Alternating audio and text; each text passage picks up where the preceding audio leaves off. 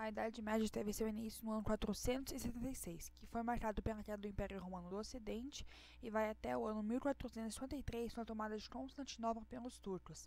Essa apresentação pretende, de maneira simples, explicar um pouco sobre a loucura no período de 1000 anos. Nesse período, a identidade do homem estava relacionada com a sua religiosidade, não importando o preço a ser pago por isso. Com a ascensão da Igreja, o ser medieval se pensa como criatura de Deus, portanto, positivamente, era um reflexo dele.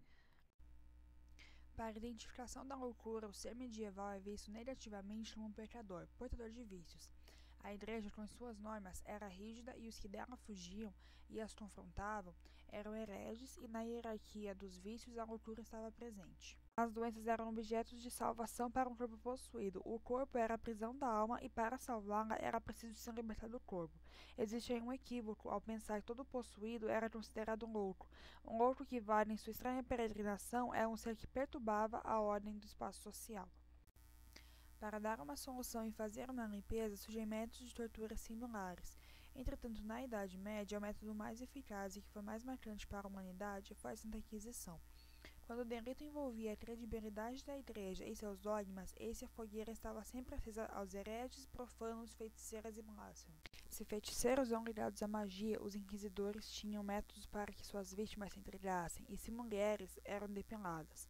E os torturadores procuravam por qualquer marca que pudessem ligá-las a Satã, uma verruga, manchas pelo corpo ou mamilos enrugados.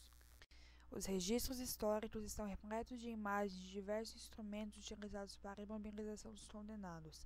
Antes de serem queimados na Santa Fogueira, os condenados passavam pela sala de torturas e eram torturados até admitirem ligação com Satã ou práticas obscenas. Quanto aos mamilos, acreditava-se que a bruxa os tinha extremamente enrugados, pois amamentava o demônio.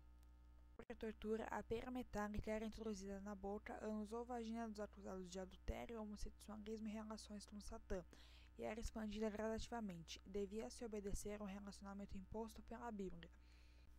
Para confissões urgentes, era usado o berço de Judas, que era uma pirâmide sustentada por hastes. A vítima era presa em correntes e colocada sentada sobre a ponta, ferindo a vagina, ânus ou saco escrotal. A vizinha fofoqueira era castigada na viola das comadres. As senhoras envolvidas em escândalos, fofocas, gravidez antes do casamento ou brigas em público ficavam na frente de igrejas em dias de festa como forma de humilhação pública. A dama de ferro era uma espécie de sarcófago com pontas metálicas em seu interior que não atingiam os órgãos internos da vítima. Na roda de despedaçamento, o acusado era amarrado na parte externa. Abaixo dela havia uma bandeja com brasas e ferros com pontas. A vítima girava em torno de seu próprio eixo, sendo queimada com as pontas quentes. A guilhotina era usada num condenado à morte. Para uma tortura lenta e calma, utilizava-se a manivela intestinal, em que o acusado era amarrado numa mesa e o torturador fazia um pequeno corte, separando o intestino delgado do fundo do estômago com a mão, e a manivela era ligada com um gancho.